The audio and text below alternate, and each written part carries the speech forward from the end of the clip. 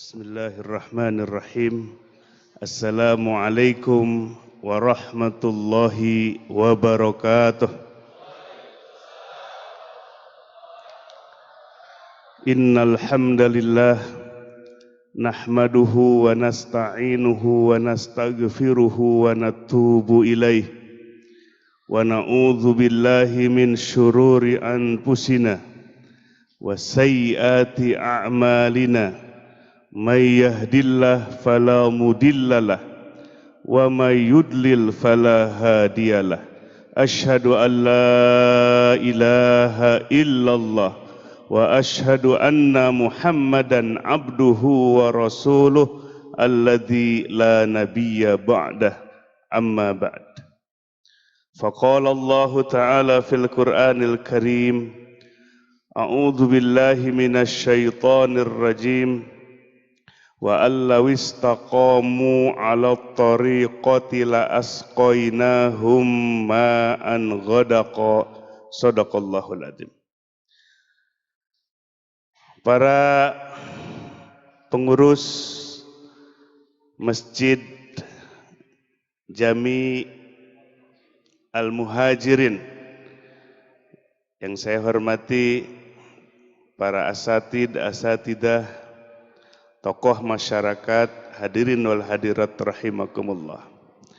Alhamdulillah, memuji dan bersyukur kepada Allah Subhanahu wa taala dari hati yang paling dalam, hati yang merasakan bahwa Allah lah satu-satunya zat yang senantiasa menggenggam diri kita.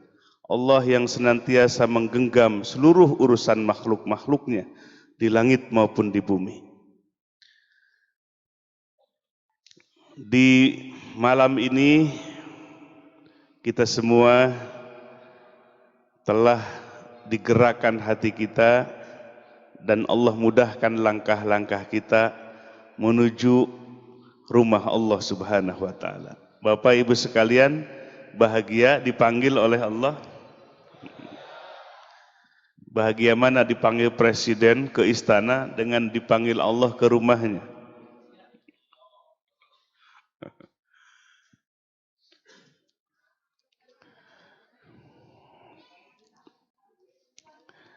Pada kesempatan ini kita akan membahas tentang mengenal diri supaya mengenal Allah Rabbul Izzah. Bapak Ibu sekalian, sudah mengenal diri kita? Sudah mengenal apa belum? Banyak orang mengenal dirinya sendiri sebatas identitas yang tertuang dalam KTP. Nama, kelahiran, terus agama, pekerjaan, alamat. Hafal semua? Ada enggak yang enggak hafal sama identitas sendiri? Dalam agama, khususnya kajian tasawuf itu kajian yang khusus berbicara tentang hati manusia. Itu belum mengenal diri. Ya, anak PAUD juga kenal, anak TK juga kenal. Kalau sebatas nama dirinya, alamatnya, belum mengenal yang esensi, yang substantif, yang hakiki, yang sesungguhnya diri kita. Kita mengenal istilah ulama, man arafa nafsah faqad arafa rabbah. Barang siapa yang mengenal dirinya mengenal Allah. Mengenal di situ bukan mengenal tadi dari sisi identitas pribadi. Akan mengenal Allah. Siap ngajinya sampai jam 1? Ibu-ibu yang baru datang kuning-kuning ini.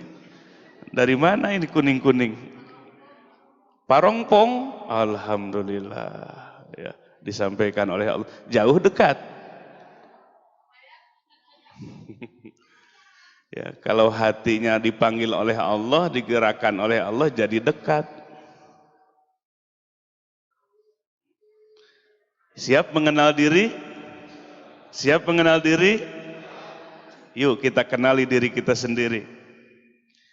Mengenal diri, makrifat kepada diri sendiri dalam perspektif ilmu tasawuf. Manusia, setiap diri kita memiliki 5 unsur, memiliki 5 elemen.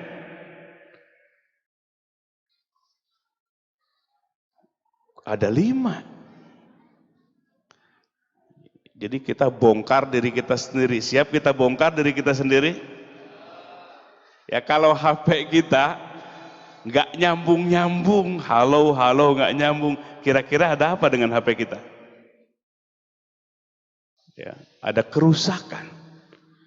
Handphone kita punya perangkat lunak, perangkat kasar. Pasti ada yang rusak. Harus dibongkar, harus diservis. Kalau hati kita dipanggil oleh Allah, nggak nyambung-nyambung, nggak connect, berarti ada yang rusak dalam diri kita, dalam komponen diri kita, dalam unsur diri kita. Ibu-ibu, kalau diajak oleh suaminya ke pasar, ke mall, dengan ke pengajian, mana yang kenceng? Apalagi dilihat uangnya banyak ya, seneng nggak? Nyambung ya. Nah, mari kita lihat mana saja 5 unsur, 5 komponen yang ada dalam diri kita. Pertama, yang paling kelihatan adalah al-jasadu, jasad kita. Dengan panca inderanya, jasad kita ini elemen yang pertama. Mata dikasih telinga oleh Allah, tangan, kaki, alhamdulillah sempurna. Kita yang menciptakan, kita yang berusaha, atau benar-benar pemberian dari Allah, anugerah dari Allah. Sering bersyukurnya dengan panca indera yang sempurna, atau enggak bersyukur kepada Allah, atau jarang-jarang? Ibu-ibu sering bersyukur kepada Allah, Allah berikan jasmani kita, fisik kita sempurna dan sehat. Sering bersyukur atau jarang-jarang?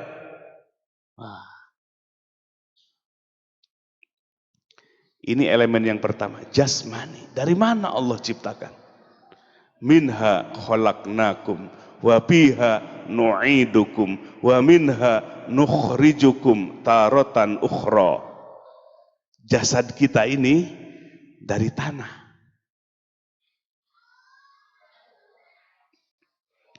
Jasad kita dari tanah. Makanya ketika kemarin di Amerika, ya, demo besar-besaran gara-gara apa itu? Rasis. Sebagian orang Amerika masih menganggap hina, rendah bagi yang berkulit hitam.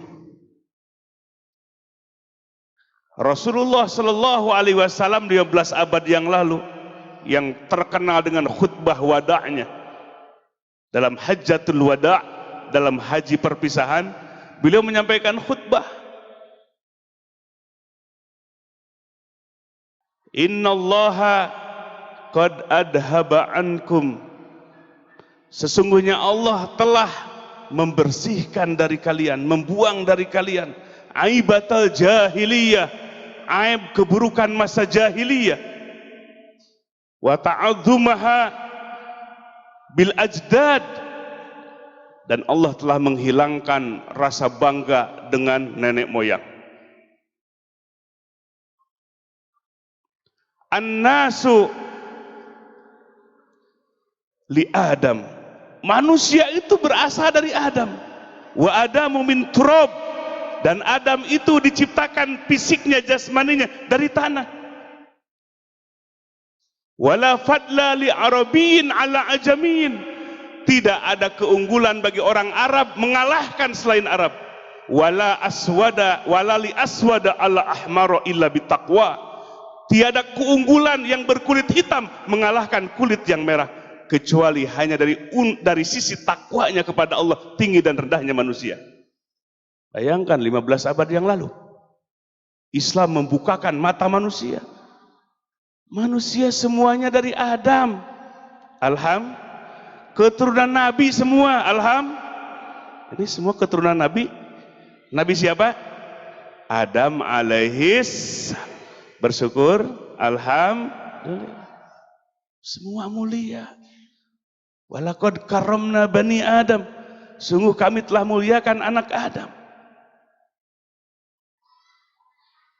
Maka yang menjadi penilaian di sisi Allah adalah bukan hitam putihnya, bukan Arab, bangsa Arab atau bangsa yang lainnya, takwanya. Takwa tunduk kepada Allah. Nah, jasmani kita berasal dari tanah, akan kembali kepada tanah. Ibu-ibu, bapak-bapak, ya, selama ini setiap hari mana yang paling kita perhatikan, jasmani atau rohani? Jasmani atau rohani? Ibu-ibu baru selesai masak udah mikir lagi, apa ya buat siang ya?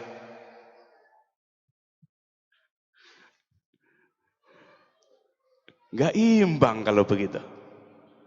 Belum mengenal diri yang hakiki. Jasmani kita diciptakan dari tanah, akan kembali kepada tanah. Jasad kita nanti akan menjadi makanan cacing belatung.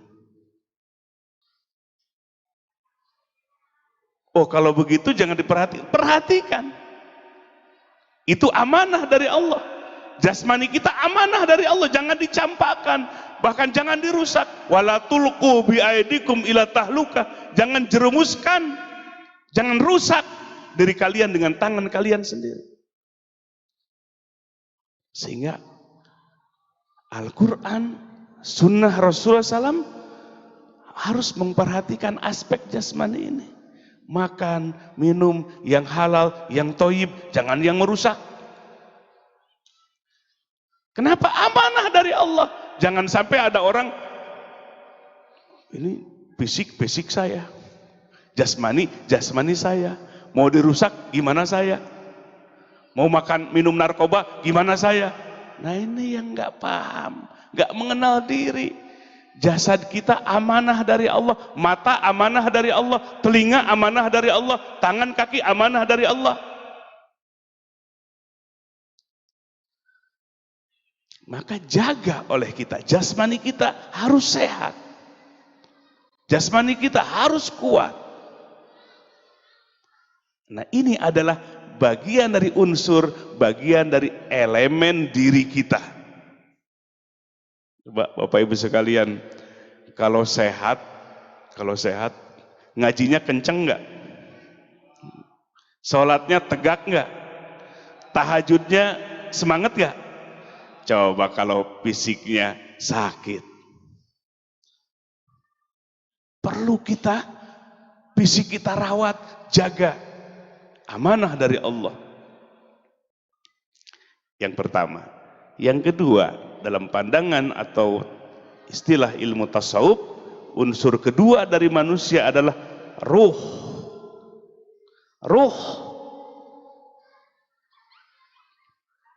Ruh itu apa? Inilah yang ditanyakan dulu kepada Nabi Sallallahu Alaihi Wasallam. Yas'alunaka 'anir ruh, qulir ruh min amri Rabbi. Mereka bertanya kepada engkau Muhammad Sallallahu Alaihi Wasallam, 'anir ruh, tentang ruh. Qul, katakan, ar-ruhu min amri Rabbi. Ruh itu urusan Tuhanku. Wah, Bapak Ibu sekalian, berbicara ruh, orang barat, saintis, angkat tangan, dari apa ruh itu? Pertanyaan 15 abad yang lalu sampai hari ini sudah maju kemajuan teknologi, belum bisa terjawab apa ruh, apa substansi, apa esensi ruh itu, apa hakikat ruh itu. Maka jawabannya, kul ar-ruh min amri rabbi. Ruh urusan Tuhanku. Itu jawaban Nabi Shallallahu Alaihi Wasallam. Sampai hari ini belum terjawab apa hakikat ruh. Hadirin wal hadirat rahimakumullah. Ini elemen yang kedua, ruh. Ruh dijelaskan, ruh itu berasal dari tiupan Allah. Ini elemen yang kedua, merupakan potensi besar. Idza sawaituhu wa nafakhtu fihi mir ruhi faqa'u lahu sajidin. Nabi Adam alaihissalam ketika penciptaannya dibuat jasadnya dari tanah. Setelah sempurna ditiupkan oleh Allah ruh hidup. Demikian pula ya, kita di usia 3 bulan dalam kandungan sang ibu, kemudian Allah tiupkan ruh ke dalam jasad kita, jadi kehidupan. Jadi roh itu langsung Allah tiupkan. Wa nafakhtu fihi mir ruhi. Makanya bingung. Seperti apa ruh itu, kelihatan nggak? Ibu-ibu kalau ada orang meninggal, ruhnya kelihatan ngapung nggak? Ya. Atau ya ada orang eksperimen, orang ketika sakaratil maut dimasukkan ke dalam peti yang rapat supaya ruhnya nggak keluar. Nggak bisa, lembut sekali. Jadi ruh ini ciptaannya lembut sebab Allah yang meniupkan. Dan ruh inilah yang pernah bermusyahadah menyaksi kepada Allah. Surah Al-A'raf, alastu birabbikum qalu bala syahidna. Para mufassirin menjelaskan ketika ruh ditanya semua ruh oleh Allah, Allah berdialog, mengajak dialog dengan ruh.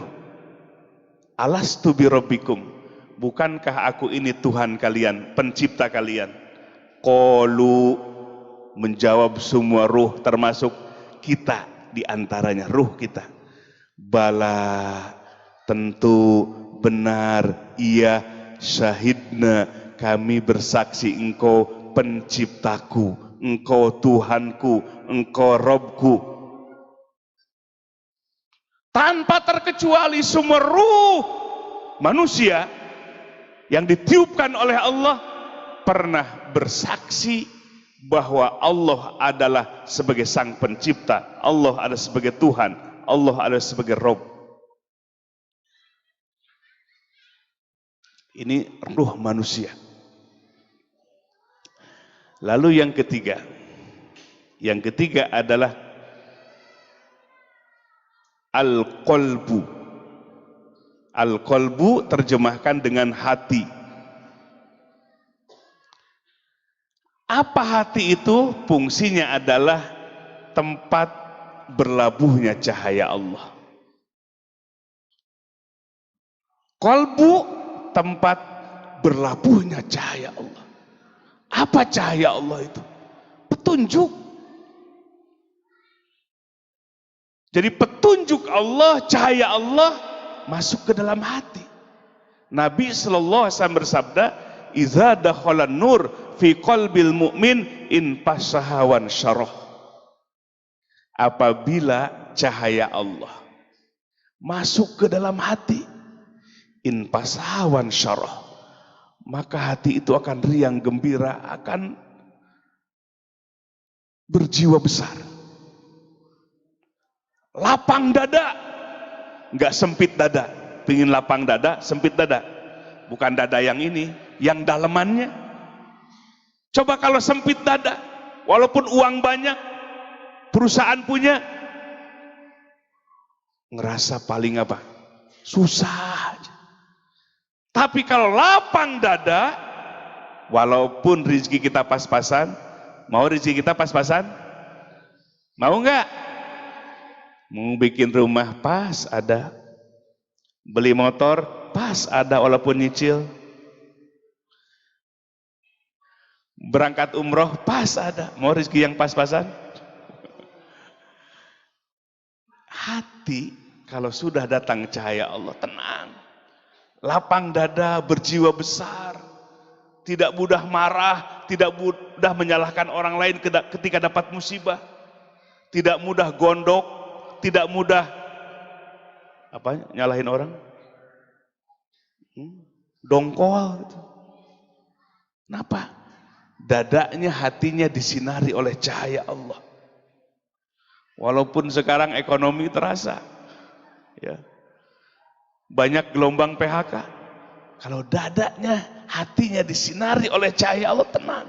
Tenang itu bukan berarti diem cicing. Orang sini diem tuh cicing. Yang namanya tenang itu tenang hati, bukan berarti cicing, diem. Tenang itu hati. Kita beraktivitas, kita bekerja, tapi hati tenang. Walaupun situasi, kondisi, banyak kesulitan, kalau hatinya tenang, nikmat. Banyak ada orang ya, konsultasi, uangnya banyak, hartanya banyak, perusahaannya banyak, tapi gelisah saja. Itu masalahnya hatinya nggak disinari oleh cahaya Allah. Nah sekarang pertanyaannya ke ibu-ibu, mending uang banyak, hatinya sempit, atau uangnya sempit, hatinya banyak, hatinya luas? Yang mana? Pilih.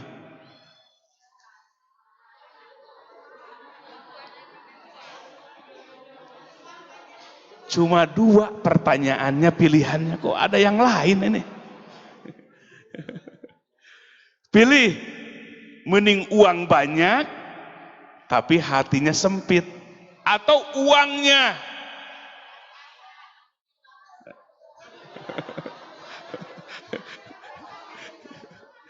mending yang mana ini? Uang banyak tapi hati sempit, hatinya luas tapi uangnya sempit. Ada yang mau milih nggak? Lumayan. Ada yang mau milih nggak? Atau yang mana pinginnya? Tuh cerdas ini, yang kerudung kuning ini. Uang banyak, hati lapang, 100 untuk regua. Mudah-mudahan kita diberikan itu oleh Allah. Tapi di sini yang paling utama dulu hatinya dulu. Jadi hati adalah tempat turunnya cahaya Allah. Ketika hati disinari oleh cahaya Allah, lapang dada, berjiwa besar, berarti bahagia. Bahagia itu bukan ukurannya harta. Bahagia itu bukan ukurannya jadi pejabat. Ternyata kebahagiaan yang sesungguhnya adalah di mana hati kita disinari cahaya Allah. Banyak dulu para sahabat ketika di Mekah kaya, harus hijrah ke Madinah, meninggalkan perusahaannya, meninggalkan hartanya, meninggalkan kebunnya, meninggalkan rumahnya, jadi fakir, tapi hatinya bahagia. Tapi hatinya bahagia bersama Rasulullah SAW. Hatinya bahagia karena disinari cahaya Allah. Di dunia mah sementara, dipakai berjuang hartanya, dipakai berjuang dirinya. Kenapa? Hati tersambung dengan cahaya Allah sehingga cita-citanya selalu berharap kepada Allah. Maka Nabi SAW ditanya oleh para sahabat, waqila hal ala zalika alamatun ya Rasulullah, apakah ada alamatnya, tandanya orang yang disinari oleh cahaya Allah itu? Nabi menjawab ada 3. Nah yang 3 kira-kira sudah ada nggak alamatnya dalam diri kita ini? Yuk kita evaluasi, kita introspeksi diri dah. Capek lihat kesalahan orang lain, capek nggak? Capek. Anak sekarang capek. Capek apa? Main capek, pingin sekolah. Udah 3 bulan nggak sekolah, capek main tuh. Pingin sekolah. Pertama adalah al-inabatu ila daril khulud. Yang pertama tandanya kalau hati kita disinari oleh cahaya Allah itu, hatinya tuh menghadap kepada akhirat, di mana akhirat adalah negeri yang abadi. Nah, sekarang nih alamat yang pertama ada dalam diri kita enggak? Udah ada apa belum? Apa ada belum? Sering atau jarang? Ada sekali-kali kalau di majelis ilmu terasa hati menghadap ke akhirat, berharap akhirat yang abadi. Makanya disebut dalam Al-Quran dunia. Apa dunia itu? Dana, artinya dekat. Apa arti dekat? Sementara. Namanya dunia. Di dunia itu bahasa Arab artinya dekat. Dekat dengan kematian. Ada sekarang usia yang 1000 tahun enggak? Ada enggak? 100 tahun aja sudah barang langka. Betul enggak? Ini di apa namanya ini? Perumahan apa nih? GBR. Ada yang 100 tahun enggak? Di sensus ada yang 100 tahun enggak? Sudah jarang, makhluk langka.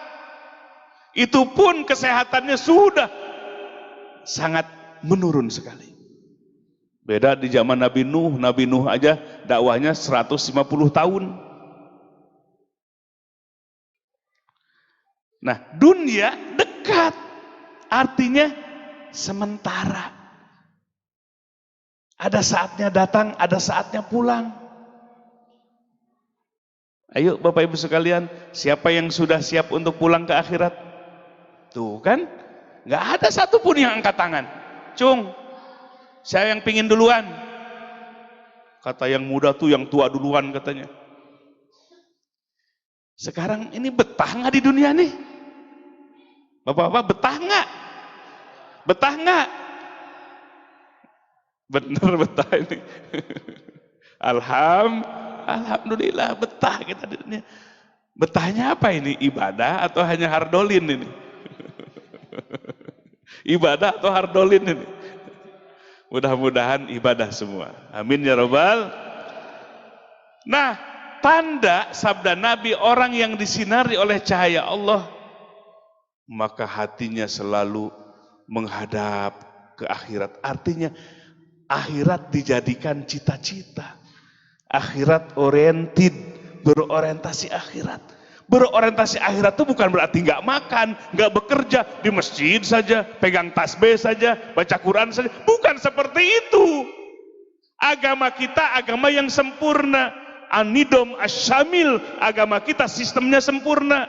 Agama yang menghubungkan kita sebagai makhluk dengan Allah, yang menghubungkan makhluk dengan manusia, dengan makhluk lagi, yang menghubungkan manusia dengan alam sekitar supaya merawat dan menjaganya. Agama kita sebagai anidom asyamil, sistem yang sempurna, yang memperhatikan aspek jasmani sekaligus aspek rohani, yang memperhatikan aspek dunia dan aspek akhirat. Maksud hati menghadap ke akhirat itu semua dijadikan ibadah. Makannya dijadikan ibadah, sudah jadi tenaga dijadikan untuk beribadah, disyukuri. Bahkan Allah suka kepada hamba yang menunjukkan nikmatnya di hadapan Allah. Sebaliknya Allah nggak suka kepada orang yang menggerutu, tidak bersyukur kepada Allah alias kufur nikmat. Bahkan dalam hadis qudsi, barang siapa yang tidak bersyukur, waman lam yashkur ala na'mai, barang siapa yang tidak bersyukur terhadap nikmat-nikmatku, fal yakhruj minad dunya wal yaltamis robban siwaya. Keluar dari planet bumi ini, keluar dari dunia, cari Tuhan kalau ada selain aku. Marah Allah. Orang yang menggerutu saja, orang yang tidak pandai bersyukur kepada Allah, aduh, Ngeluh saja. Sebaliknya, innallaha yuhibbu ayyara athara ni'matihi ala abdih. Sesungguhnya Allah mencintai kepada hamba yang memperlihatkan bekas nikmat Allah. Allah mencintai orang yang bersyukur kepada Allah. Allah mencintai orang yang menunjukkan, inilah nikmatmu ya Rabb. Dikasih mobil, alhamdulillah ya Allah, dipakai untuk kemanfaatan. Dibeli rumah, walaupun nyicil, alhamdulillah ya Rabb, rumah ini menjadi tempat untuk kebaikan. Dikasih pakaian, dipakai, disyukuri, alhamdulillah. Jangan sampai kita dimampukan beli yang bagus, dipakai yang rombang-rambing, yang compang-camping. Allah nggak suka. Tunjukkan ayyaro asara nikmati ala abdi. Tunjukkan nikmat Allah. Syukuri oleh kita, manfaatkan oleh kita. Allah mencintainya. Sudah nikmat, kita bersyukur. Allah mencintai. Betapa hebatnya kita punya Tuhan. Betapa hebatnya kita punya Rob. Betapa beruntungnya kita. Allah sebagai Tuhan kita. Sudah kita bersyukur, menikmatinya. Lalu dicintai oleh Allah. Makanya ada dongeng ini, Bapak Ibu sekalian, mau denger nggak? Kalau ada yang ngantuk gak jadi. Ada yang ngantuk nggak? Oh, alhamdulillah nggak ada ini. Jadi cek ini. Tapi boleh isi bensin dulu nggak ini? Bismillahirrahmanirrahim.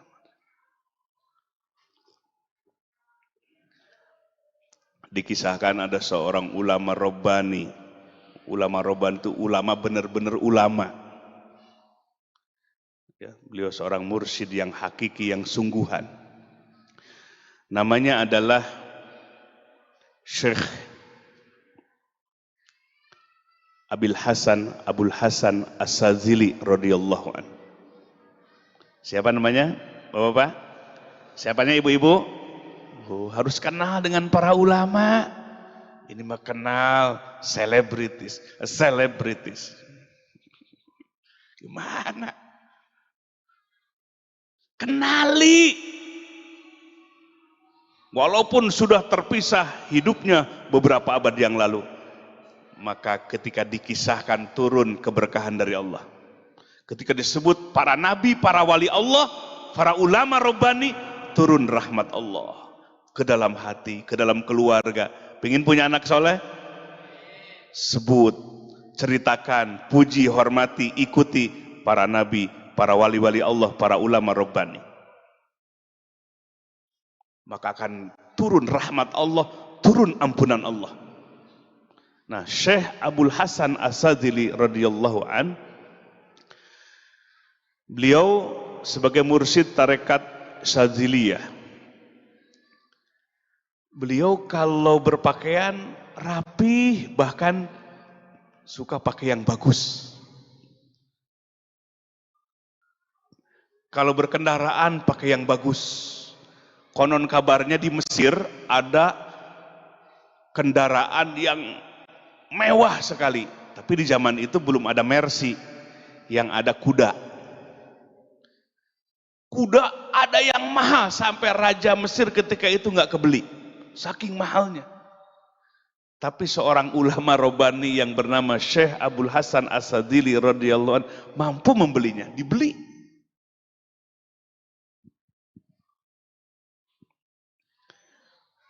Lalu dalam satu majlis seperti ini, Syekh Abul Hasan As-Sadzili radhiyallahu an pakaiannya pakaian yang bagus. Necis. Ya, selendangnya pun selendang paling mahal di toko. Lalu ada seseorang yang duduk di majelis seperti ini, liatin selendangnya aja. Mungkin tahu selendang bermerek gitu. Ngajinya tuh gitu aja. Setelah selesai pengajian, dia komentar terhadap gurunya. Wahai Tuan Guru, bukankah engkau mengajarkan juhud dari dunia? tapi engkau sendiri menggunakan pakaian yang mahal, bahkan selendang itu yang ada, itu adalah selendang yang paling mahal. Tahu juga selendang yang paling mahal. Kalau ibu-ibu yang tahu, apa tuh biasanya yang mahal? Tasnya yang mahal, mereknya, sepatu, sendal, segala gitu. Nah ternyata dulu seperti itu. Maka Syekh Abu Hasan Asadili tersenyum. Ya, dikritik ya karena kebodohan si santrinya tadi, si muridnya tadi. Maka Syekh Abu Hasan Asadili radhiyallahu tersenyum lalu menyampaikan, menyitir satu ayat. Qul man harrama zinatallah allati akhraja li'ibadihi wa thayyibati minar rizq.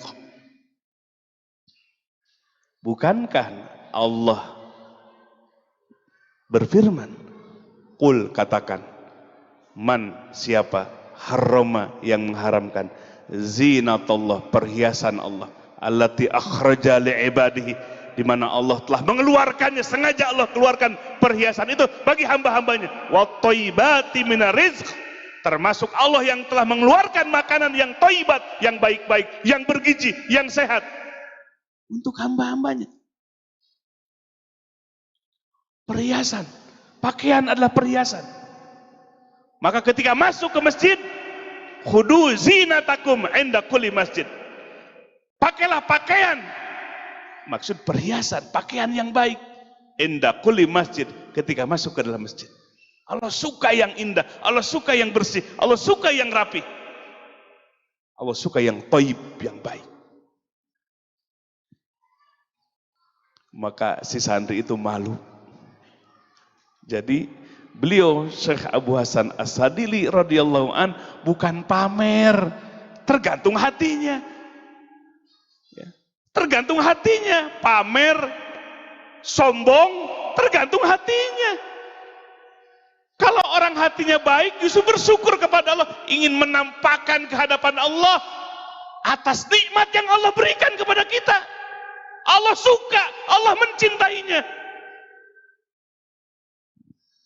Kalau sombong itu di hati, hatinya busuk, ingin disebut orang hebat, pakai pakaian yang mewah, tergantung hatinya. Maka di sini pentingnya urusan hati. Sama-sama pakaian mewah, sama-sama berpakaian yang baik, sama-sama menggunakan kendaraan yang mewah, tapi tergantung hatinya. Kalau hatinya busuk, hatinya kotor, hatinya ingin menunjukkan kesombongan, bahkan melukai hati orang miskin, nah itu yang dilarang. Bahkan jangankan masuk surga, mencium bau surganya saja tidak akan dapat. Tapi sebaliknya orang yang menggunakan pakaian bagus, kendaraan bagus, dari cara yang halal, hatinya ingin mensyukuri nikmatmu ya Rabb, ingin menunjukkan nikmat yang kau berikan kepadaku ya Rabb, justru dicintai oleh Allah.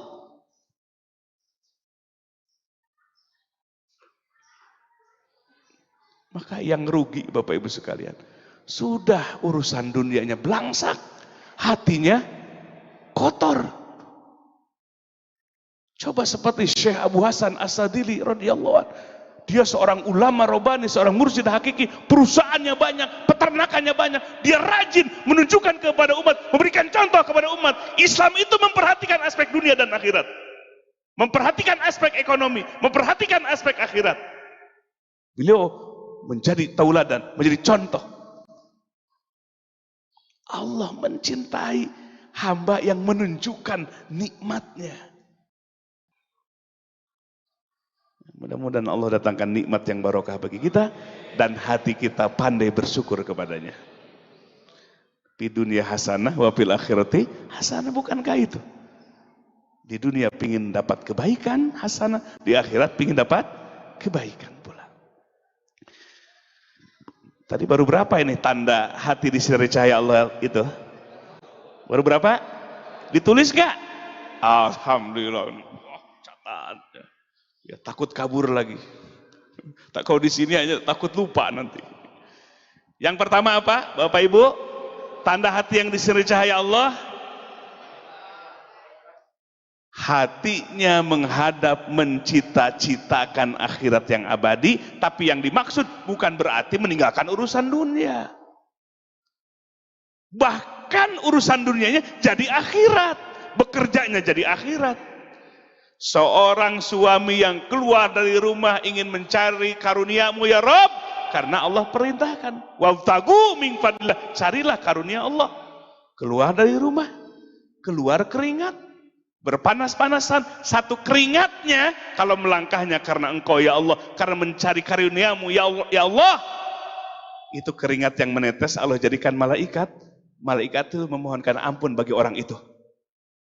Agama mengapresiasi orang yang bekerja mencari karunia Allah dengan cara yang halal. Hatinya ingin mencari karunia-Mu ya Rabb.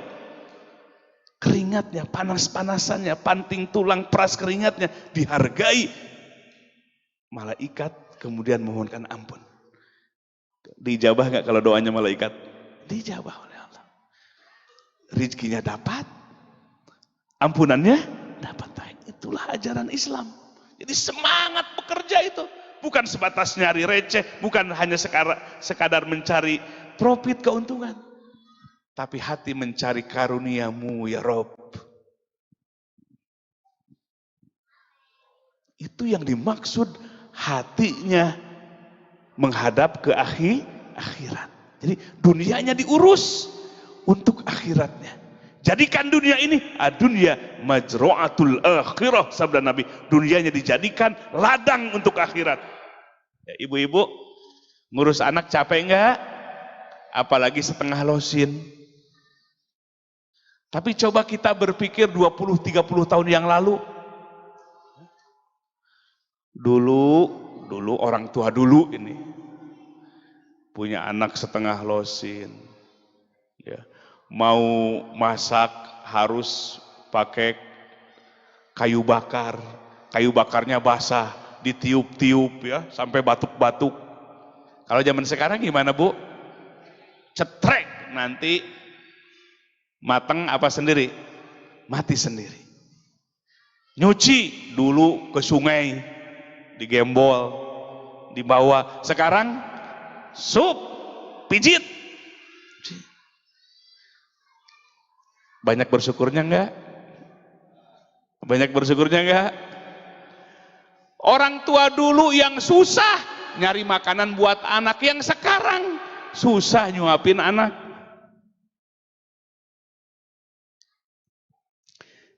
Jadikan ibu pekerjaan itu lillah karena Allah. Membesarkan, merawat anak-anak kita, investasi dunia akhirat. Allah tidak akan menyia-nyiakan merawatnya kita, kurangnya tidur kita, tergantung hatinya. Dijadikan akhirat enggak? Jadi Allah melihat hatinya. Kalau merawat anak, nyuci, apalagi Bu pekerjaannya? Mumpung ada di sini, sebutin satu-satu, biar nggak ngegerutu lagi. Apalagi? Masak terus. Wah banyak kalau disebut-sebut. Hatinya karena Engkau ya Allah, melayani suami karena Engkau ya Allah, maka gambarannya dunia, hakikatnya akhirat. Gambarannya urusan dunia, hakikatnya akhirat. Dijadikan ladang untuk akhirat. Sebelum tidur, Bapak Ibu sekalian, Nabi mengajarkan zikir, baca Al-Ikhlas. Ya, kemudian baca wirid-wirid yang diajarkan oleh para ulama. Ya, pegang tasbihnya. Tidur saja. Berapa jam? 5 jam. Allah tidak nyia-nyiakan tidur yang 5 jam tadi, karena sebelumnya sedang zikir kepada Allah, dihitung 5 jam sedang zikir kepada Allah. Baiknya Allah. Tidurnya dihitung ibadah, bahkan dihitung zikir. Kenapa? Sebelum tidurnya dia berdoa terlebih dahulu, dia sedang zikir kepada Allah. Maka pas tidur, 5 jam tidur dihitung sedang zikir kepada Allah. Jadi hati ini, niat.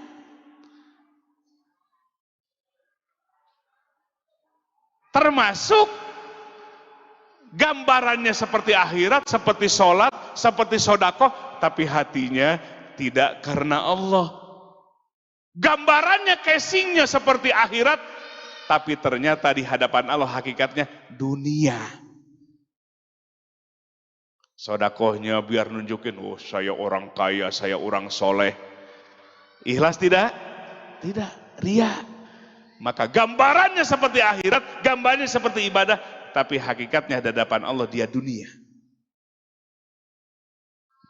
Nah ini hati. Yang kedua, tanda orang yang hatinya disinari oleh cahaya Allah adalah at-tajafi andaril ghurur. Hatinya tidak tertipu dengan urusan dunia, dengan kesenangan dunia. Hatinya berhati-hati, menjaga hati. Sebab Allah ciptakan, Allah uji dalam kehidupan dunia ini, semuanya mengandung ujian. Wa mal hayatud dunya illa mata'ul ghurur. Tiada lain kehidupan dunia ini kecuali kesenangan yang mengandung tipuan. Banyak orang mengejar-ngejar, setelah didapatkan dicampakkan. Pernah gitu, Pak? Pernah mengejar-ngejar sesuatu sampai lupa segala-galanya. Sudah didapatkan, ternyata nyebelin. Pernah begitu? Itulah gambaran dunia menipu. Nah, orang yang hatinya disinari oleh cahaya Allah, hatinya tidak tertipu dengan kesenangan duniawi. Sebab dunia dan isinya, ada jabatan, ada harta, ada wanita. Kehidupan dunia ini Allah setting untuk menguji manusia, bisa menipu manusia. Tapi hati orang yang disinari oleh cahaya Allah tidak akan pernah tertipu dengan kesenangan dan kehidupan dunia ini. Biasanya kalau lagi banyak uang, ingatnya ke masjid atau jalan-jalan. Tuh kan, baru saja. Orang tuh kalau ngelamun dengan dunia, baru ngelamun. Wah sudah sombong, apalagi beneran. Seandainya saya punya, seandainya. Baru menghayalnya saja urusan dunia, sudah sombong, apalagi jadi pejabat. Apalagi jadi bener orang kaya. Hati-hati. Itulah sifat dunia yang Allah ciptakan. Hanya hati yang disinari oleh cahaya Allah yang tidak akan tertipu dengan kesenangan duniawi. Justru sebaliknya, kehidupan dunia ini tadi dijadikan sebagai media, dijadikan sebagai ladang untuk akhiratnya. Ini yang kedua, Bapak Ibu sekalian. Maka kuncinya adalah hifdzul qalbi, menjaga hati kita.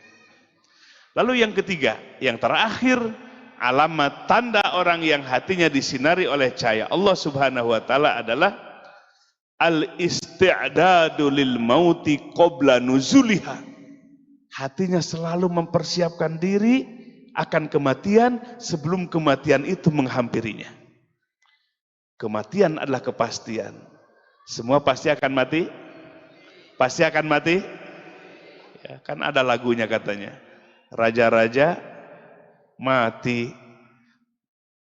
Terus orang kaya apalagi? Semua para nabi saja meninggal, wafat. Para ulama terdahulu wafat. Apakah ada yang tersisa? Satu orang saja tersisa, ada nggak? Mungkin di zaman dulu, zaman apa kerajaan di Jawa Barat itu? Pajajaran, ada tersisa satu orang saja, ada nggak? Nggak ada, tinggal cerita. Kita ini nanti akan jadi cerita anak cucu kita. Cerita baik atau cerita buruk? Harus jadi cerita baik, contoh yang baik. Ya, mati adalah kepastian. Tapi bagi orang yang hatinya disinari oleh cahaya Allah, al-isti'dad ini yang mahal. Mempersiapkan. Mati ya, semua akan mati. Kalau ditanya semua orang pasti akan mati. Tapi yang mahal adalah hati yang disinari oleh cahaya Allah, al-isti'dad. Mempersiapkan kematian sebelum kematian itu tiba. Dengan cara apa? Gemar bertobat kepada Allah. Masa lalu kita banyak dosa. Bertobat kepada Allah. Mumpung pintu tobat Allah buka selebar-lebarnya. Barang siapa hambaku datang kepadaku, walaupun dosanya memenuhi ibarat 7 lapis langit dan bumi, maka aku akan bersihkan dosanya tanpa aku kecualikan. Itulah Al-Ghafarnya Allah, Al-Ghafurnya Allah, Maha Pengampunnya Allah. Jangan sia-siakan.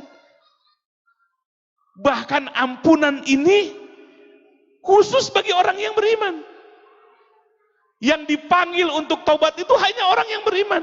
Wasari'u ila magfiratim min rabbikum wa jannah. Segera wahai orang yang beriman menuju ampunan dan surga Allah.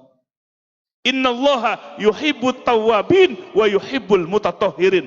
Allah bukan sebatas mengampuni, tapi Allah mencintai orang yang banyak taubat dan membersihkan hati dari penyakit-penyakit hati. Bukan sebatas diampuni, Bu, dicintai. Pingin dicintai oleh Allah, banyak taubat kepada Allah. Bahkan Nabi memberikan jaminan 3 di dunia bagi orang yang banyak man lazimal istighfar, bagi yang banyak istighfar bertobat kepada Allah. 3. Yang pertama adalah Allah buang rasa hamun gomun dalam hati. Gelisah aja. Coba angkat tangan, Pak, Bu, mana yang sering gelisah? Siapa yang paling sering gelisah hatinya di sini? Nggak ngacung juga kelihatan jidatnya. Ya, umurnya 36, kelihatan wajahnya 63. Karena apa? Gelisah. Wiridannya Allah, aduh, Allah, aduh. Bukannya ya hayu ya qayyum, ya hayu ya qayyum. Ini Allah, aduh, Allah, aduh. Pantes cepet tua, awet tua. Tapi kalau hatinya tenang, banyak zikir kepada Allah, awet muda. Usia 63 seperti 36, pilih mau yang mana? Mending awet tua, mending awet muda. Makanya banyak zikir, banyak sholawat, banyak baca Quran, biar tenang.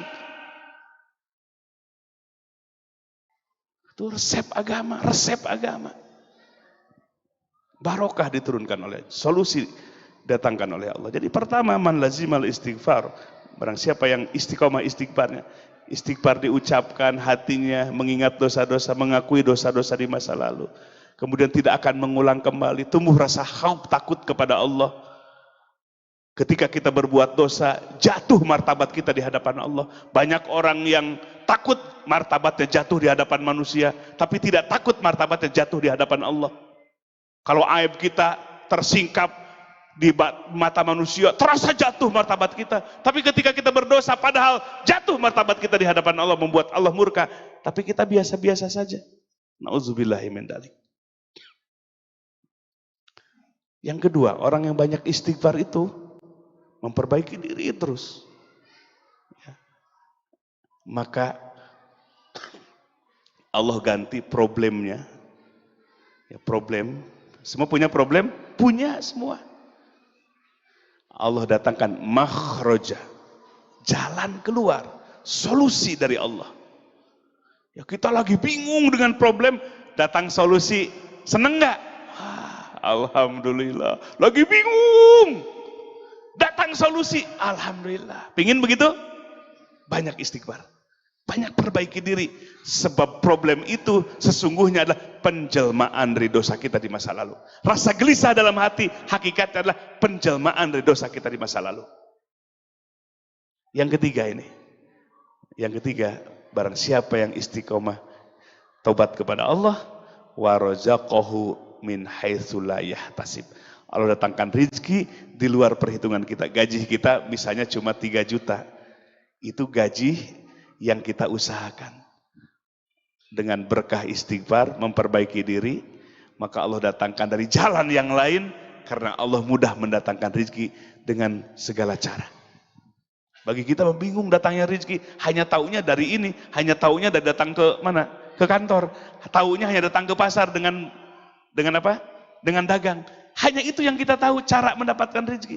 Bagi Allah mudah untuk mendatangkan rezeki, buah dari taubatnya atas kehendak Allah Subhanahu wa taala. Mudah-mudahan kita diistiqomahkan menjadi orang yang selalu bertobat kepada Allah, memperbaiki diri. Nah, jadi maksud istiqdad, mempersiapkan kematian itu banyak tobat, memperbaiki diri masa lalu. Yang kedua, gemar amal soleh yang ikhlas. Mumpung Allah berikan kesempatan,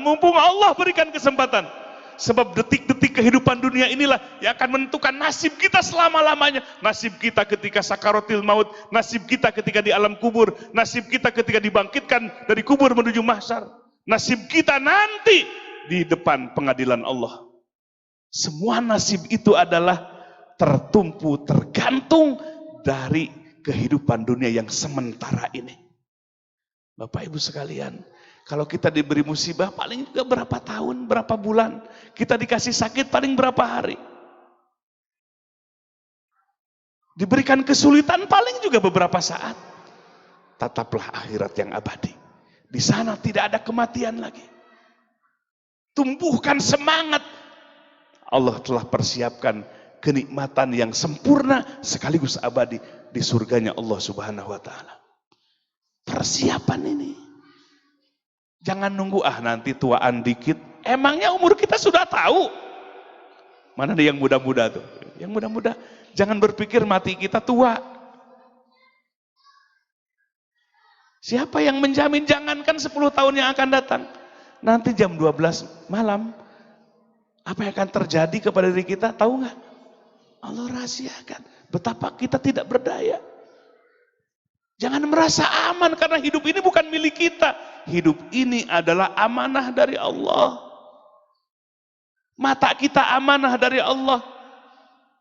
Semua yang Allah titipkan ini amanah. Semua nikmat amanah dari Allah. Istri amanah, anak-anak amanah, jabatan amanah, harta amanah, semuanya dari Allah.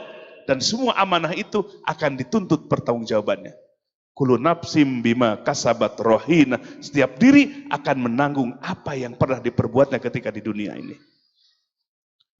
Hadirin wal hadirat rahimakum. Itu maksud istidad, mempersiapkan diri. Dari hari ini, dari malam ini kita mempersiapkan diri. Karena kematian adalah kepastian, sementara ajal kematian Allah rahasiakan. Kalau umur kita ya diberitahu misalnya semua 63 tahun, enak nggak?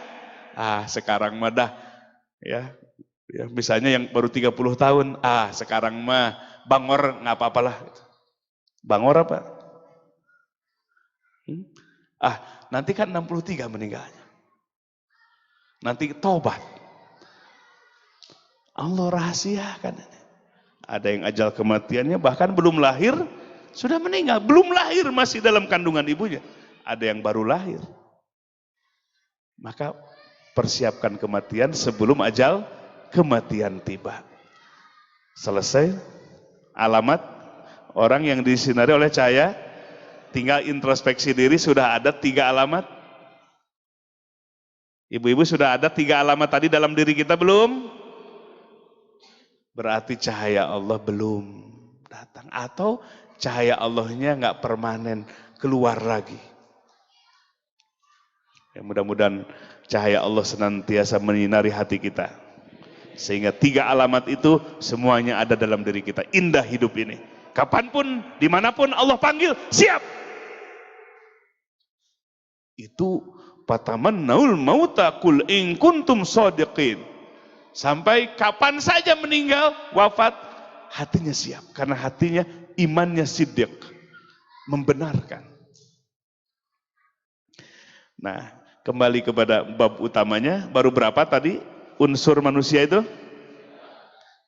3. Yang ketiga apa? Kolbu. Makanya jaga, rawat hati kita.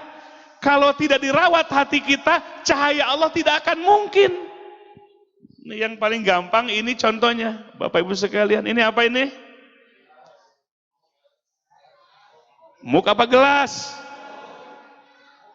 Oh, ada ininya nih namanya muk. Ya. Isinya apa? Air apa? Bukan. Kalau nggak tahu jangan sok tahu. Air pasti air, nggak mungkin panitia masukin bala-bala ke sini. Pasti air, cuma airnya nggak tahu. Ya. Boleh dicoba? Bismillah. Kerasa Bu, hausnya hilang? Nonton kerasa nggak? Makanya agama jangan nonton, amalkan setelah tahu ilmunya. Ini kalau gelas ini bersih, kira-kira yang masuk air bersih, air kotor? Kurang ajar nih panitia. Kalau ini air bersih, muk bersih, diisi air kotor, namanya kurang, harus banyak ajar. Muk ini gambaran hati. Kalau hati kita bersih, pasti Allah akan datangkan cahayanya ke dalam hati kita. Karena pantas. Tapi kalau hati kita kotor, ibarat tong sampah. Yang masuk ke tong sampah, yang baik-baik, yang kotor-kotor. Yang baik-baik, yang busuk-busuk. Yang busuk, makanan busuk masuk ke tong sampah. Ya. Semua yang busuk, yang jelek, yang sudah nggak layak dimasukkan ke tong sampah. Itu manusia. Begitu pula hati kalau busuk, kotor, permusuhan, buruk sangka. Ya, dalam hati itu buruk sangka, suuzon, permusuhan, hasad, iri, cemburu kepada orang lain. Kira-kira yang masuk ke dalam hati seperti itu cahaya Allah atau kira-kira setan? Pasti setan yang masuk ke dalam hati. Wa may ya'su an dzikrir rahman nuqayyid lahu syaitonan fahuwa lahu qarin. Jadi kalau hatinya lalai dari Allah, maka setan ada dalam hati kita menjadi sahabat kita. Nauzubillahi min.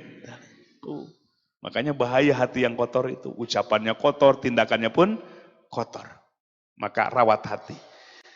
Yang keempat, unsur dari diri kita adalah an-nafsu.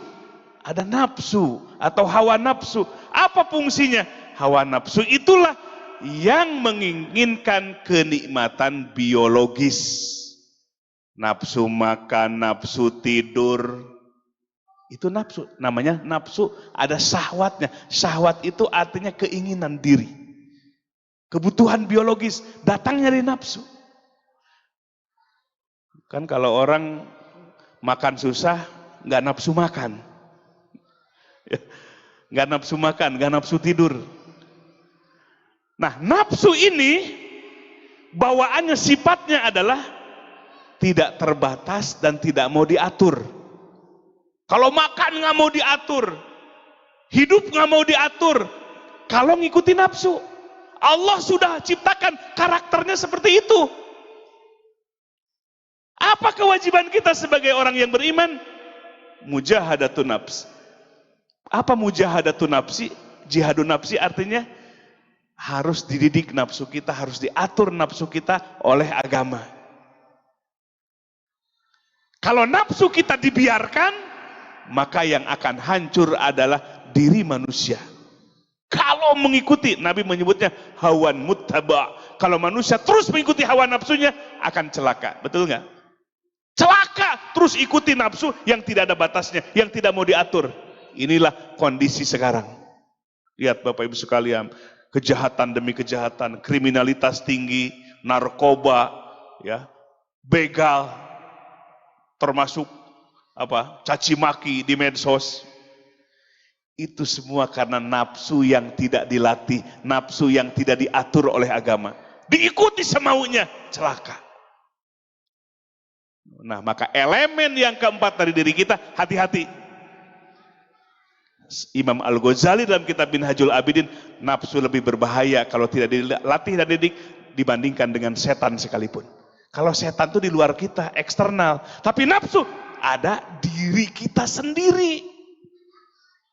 Makanya Bapak Ibu sekalian kalau nurutin hawa nafsu, nggak akan pernah bersyukur dengan nikmat yang Allah berikan. Betul nggak? Serasa nggak ada. Lihat yang lain yang lebih hebat. Yang ada tuh nggak disyukuri. Kenapa? Ngikutin nafsu yang nggak ada batasnya. Nikmat yang Allah berikan yang ada menjadi terasa tiada. Maka tugas kita adalah mendidik dan menundukkan hawa nafsu. Yang terakhir dari diri kita tadi apa saja? Yang terakhir adalah al-aqlu, akal sehat fungsinya untuk berpikir. Senang, nikmat dikasih akal sehat oleh Allah, bisa berpikir, nikmat dari Allah. Binatang dikasih enggak. Tapi manusia spesial diberikan akal untuk berpikir tentang Allah, berpikir tentang ayat-ayat Allah. Maka asahlah akal sehat kita, anugerah dari Allah Subhanahu wa taala. Jamaah sekalian, itu saja yang bisa disampaikan pada malam ini. Diri kita yang sesungguhnya, kalau kita kenali diri kita yang hakiki ini, kita akan tunduk kepada Allah, kita akan bersyukur kepada Allah Subhanahu wa taala. Mari kita sebelum berdoa kepada Allah, mau diijabah doa kita? Syarat utamanya adalah hatinya harus khusyuk. Hatinya tersambung kepada Allah, merasa ditatap oleh Allah, merasa diperhatikan oleh Allah. Maka doa yang keluar dari hati seperti itu, maka Allah akan kabulkan. Baik, sebelum kita berdoa supaya hati kita khusyuk kepada Allah, mari kita sama-sama memejamkan kedua mata kita, menundukkan kepala kita, khudu, tunduk kepada Allah, tazallul, rendahkan diri kita di hadapan Allah, Allah yang segala-galanya, Allah yang menggenggam diri kita, rasakan oleh hati kita. Mari kita simak satu syair, mudah-mudahan mengintrospeksi diri kita, membangkitkan kesadaran kita yang paling dalam.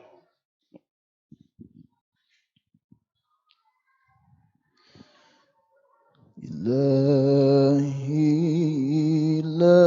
lastu lil firdausi ahla wa la aqwa ala naril jahim.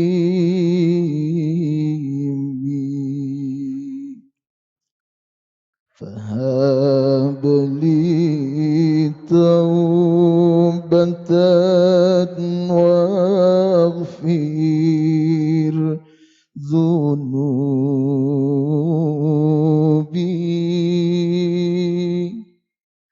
فإنك غافر الذنب العظيم.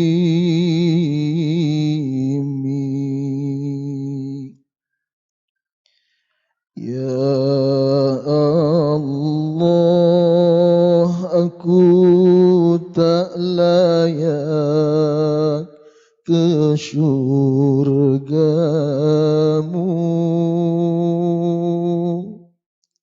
namun tak pula aku sanggup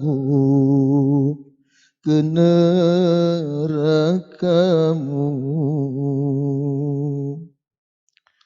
Ampunkan dosaku, terimalah taubatku.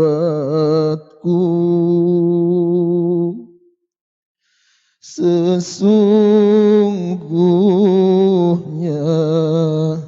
Engkaulah pengampun dosa-dosa besar. Dhunubi mislu a'dadir rimali,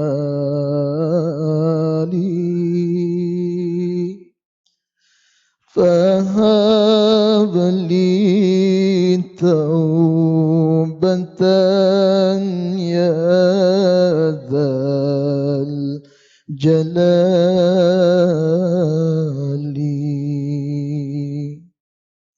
wa umri naqisun fi kulli yawmin, wa dhanbi bidun kaifa ihtimali.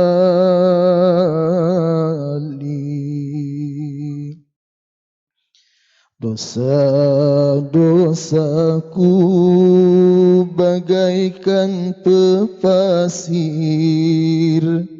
di pantai. Dengan rahmat-Mu ampunkan daku, oh Tuhanku. Sisa umurku terus berkurang setiap hari, sedang dosaku terus bertambah, ya Ilahi.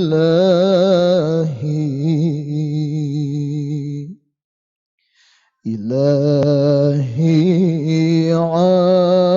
abdukal asi ataka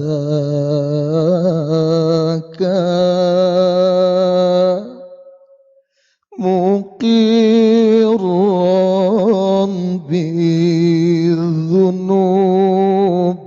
wa qad da'aka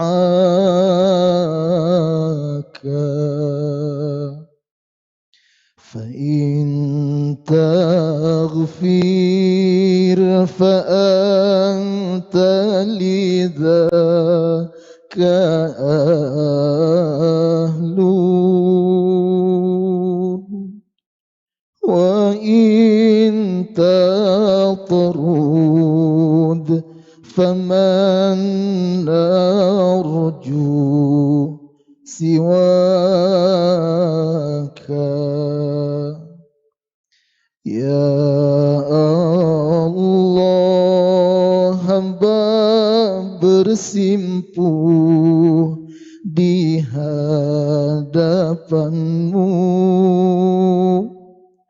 mengaku mengadu, memohon ampun kepadamu.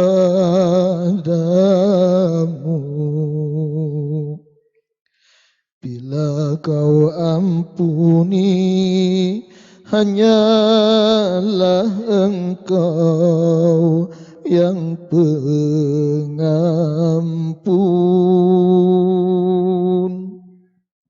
Bila Kau berpaling, kemana lagi harapanku.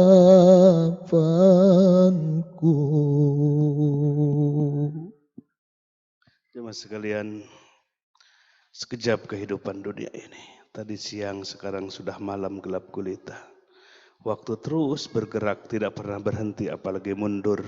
Sementara ajal kematian telah ditetapkan oleh Allah sebelum kita lahir ke muka bumi ini. Umur kita semakin berkurang, ajal kematian semakin mendekat, pertanggungjawaban semakin mendekat. Apa yang kita perbuat selama ini? Waktu yang begitu banyak Allah berikan, kesempatan yang begitu mahal Allah berikan kepada kita. 20 tahun yang lalu, 30 tahun yang lalu. Apa yang pernah kita lakukan? Apa yang kita lihat selama ini? Apa yang kita ucapkan selama ini? Apa yang kita dengar selama ini? Kemana melangkah kaki kita selama ini? Kemana hati kita bersama siapa hati kita selama ini? Ini adalah pertanyaan besar kita. Karena kita akan pulang kepada Allah. Ajal kematian pasti akan datang kepada kita. Idza jaa ajaluhum la yastakhiruna sa'ata wa la yastaqdimun. Ketika ajal kematian tidak akan bisa diakhirkan. Kepastian ketika waktunya sudah datang tidak akan bisa ditolak oleh siapapun juga. Jamaah sekalian, sekejap kehidupan dunia ini. Jangan tertipu dengan kesenangan yang ada di dalamnya. Allah uji dalam kehidupan dunia ini. Jamaah sekalian, Mari kita angkat kedua tangan kita. Kita berdoa kepada Allah. Kita munajat berharap kepada Allah. Mengadu kepada Allah. Berharap penuh kepada Allah dengan penuh keyakinan. Allah selalu menatap kita. Allahu mutali'un alaina. Allah menyaksikan kita. Allah yang mengawasi kita. Bahkan gerak-gerik hati kita. Ya'lamu kha'inatal a'yun wa ma tukhfis sudur. Allah mengetahui khianatnya kedipan mata kita. Allah mengetahui apa yang dirahasiakan dalam hati kita. Busuknya hati kita. Kebencian yang ada dalam hati kita. Permusuhan yang ada dalam hati kita. Buruk sangka yang ada dalam hati kita. Keluh kesah yang ada dalam diri kita. Allah mengetahuinya.